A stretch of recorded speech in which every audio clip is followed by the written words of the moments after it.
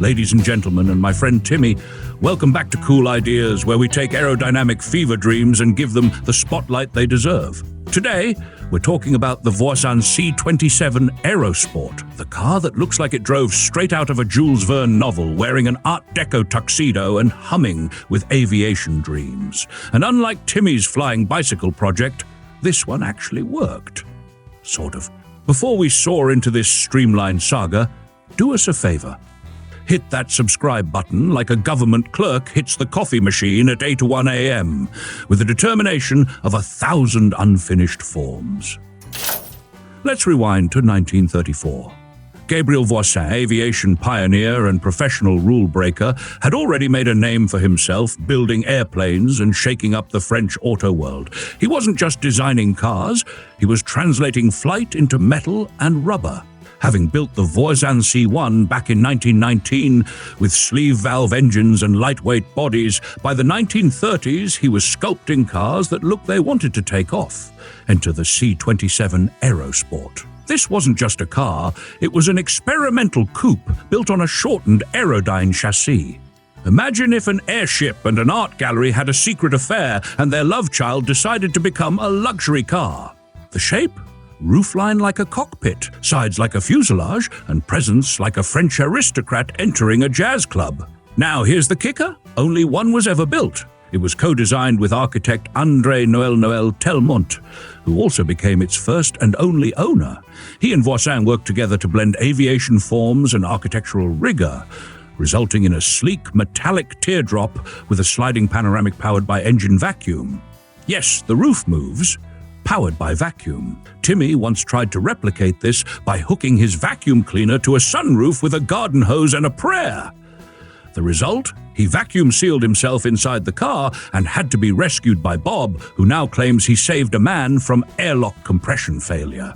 The C27 Aerosport was shown in Geneva and Madrid in 1935, but production dreams got grounded by financial turbulence. Let's get under the hood.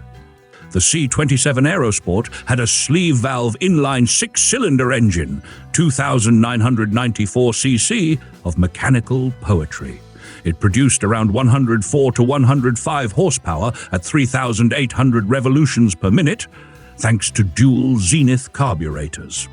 Top speed? About 150 kilometers per hour, or 93 miles per hour, which in the 1930s felt like breaking the sound barrier. Power went through a 4-speed gearbox with a 2-speed rear axle to the rear wheels.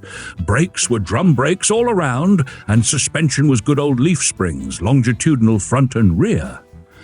The body was built from aluminum panels over a steel frame, giving it both lightness and rigidity. And with that sliding roof, high driver position, and smooth uninterrupted curves, it was basically a sculpture with a license plate. Gabriel Voisin's obsession with aviation bled into every detail: light materials, aerodynamic profiles, futuristic roof mechanisms, and a focus on motion over excess. This wasn't a chrome-crusted cruiser. It was an engineer's fantasy, an architect's concept sketch brought to life. A car that looked at the road and said, "We'll get there stylishly and with as few doors as possible." And what about auction prices? Well, don't hold your breath. There haven't been any major public sales. According to concept cars and other sources, no C27 Aerosport has appeared at auction. The only known C27 Aerosport now lives in the Mullin Automotive Museum, having been acquired privately by Peter and Merle Mullin in 2010. The price? Unlisted. No records of it selling anywhere else either.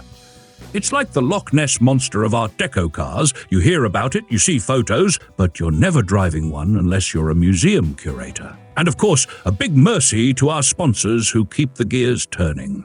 Want to help us keep the bizarre brilliance rolling? Become a channel sponsor. Thanks for watching. And remember, if your roof opens with engine suction, you're either a genius or you're Voisin. Right, Timmy?